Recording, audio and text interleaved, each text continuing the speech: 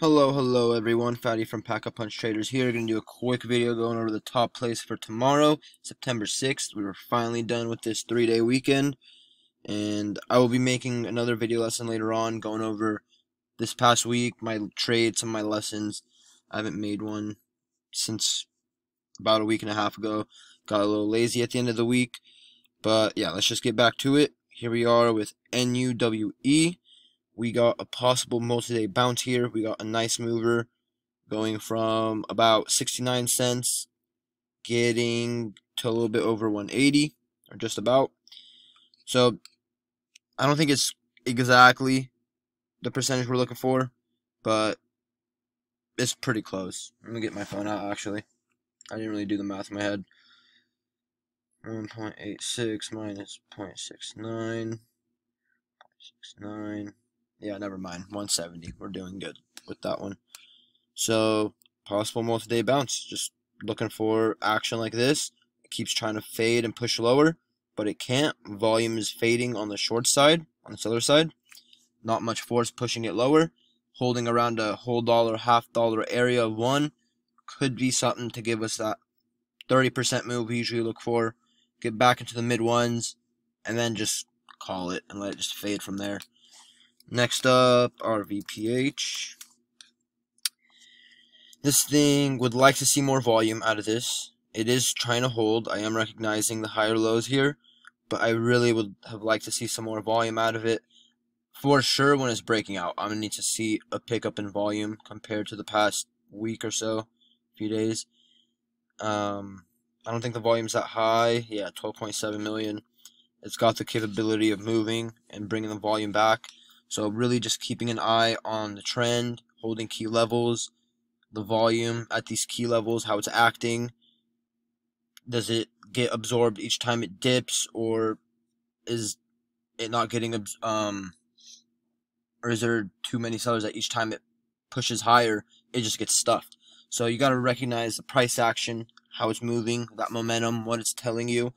Sometimes you're going to be wrong, but more times than not, you will probably be on the right side.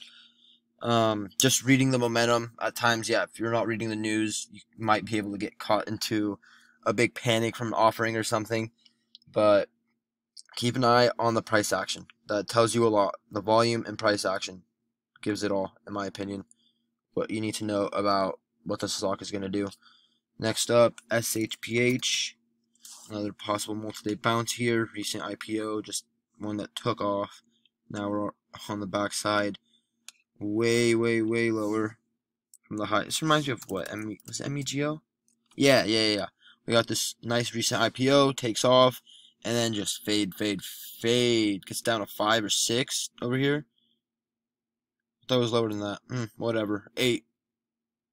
But now we're in the 5 6 area, so way off of 200. Might be something similar to MEGL. Just keep an eye on it. If it tries to hold and doesn't keep going lower and lower the way that one did. But yeah, now we got some decent volume here. To me, that could mean volume is getting exhausted to the downside, as we are trying to hold support from the IPO day around 13.7, which it barely cracked and it closed above. So makes me think that it is trying to bottom out, but at the same time, it's a pretty solid red candle with some decent volume behind it. That could mean lower prices are to come.